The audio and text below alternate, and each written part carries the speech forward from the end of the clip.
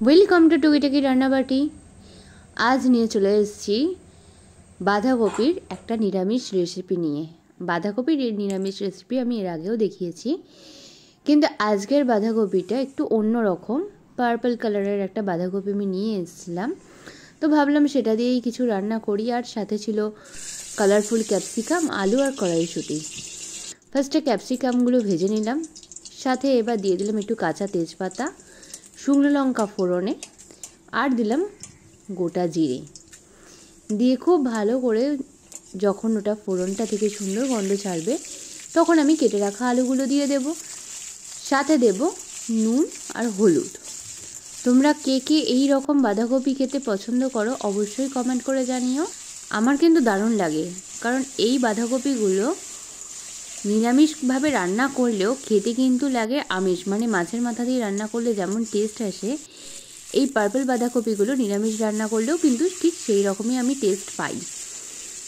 এরপর আমি দিয়ে দিলাম কড়াইশুঁটিটা ভালো করে একটু ভাজা হয়ে গেল। তার মধ্যে আমি দিয়ে দিলাম কেটে রাখা টমেটোটা তেলের ওপর দিলে একটা সুন্দর কালার চলে আসে এবং টেস্টটাও বেশ সুন্দর হয়। তারপর টমেটোটা যেই একটু মজে গেল, অলরেডি আমার আগে নুন দেওয়া ছিল, আমি দিয়ে দিলাম আদা বাটা, আর সাথে দিলাম ধনে জিরের গুঁড়ো আর চেরা কাঁচা লঙ্কা। মশলাগুলো খুব ভালো করে তেলের মধ্যে কষিয়ে নিতে হবে।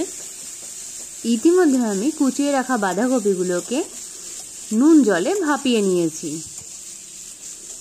ভাপিয়ে নেওয়ার কারণে বাঁধাকপির কালারটা একটু চেঞ্জ হয়ে গেছে, কারণ ওর কালারটা অনেকটাই বেরিয়ে গেছে, রিলিজ হয়ে গেছে জলের মধ্যে। আমি কিন্তু বাঁধাকপি ভাপিয়ে জলটা অবশ্যই ফেলে দিয়েছি। এরপর আমি বাঁধাকপিটা ওই মশলার মধ্যে দিয়ে খুব ভালো করে ভাজা ভাজা মতো করে নেব, মানে মশলার সাথে খুব সুন্দর করে কষিয়ে নেব। দেখো, যত মশলার সাথে কষানো হবে বাঁধাকপির কালারটাও কিন্তু আস্তে আস্তে চেঞ্জ হয়ে যাবে। বাঁধাকপিটা যাতে পুরোপুরি মজে যায় তার জন্য আমি কিছুক্ষণ চাপা দিয়ে রাখবো, মোটামুটি 10 মিনিট মতো চাপা দিলেই হয়ে যাবে। 10 মিনিট পর চাপা খুলে নিয়েছি।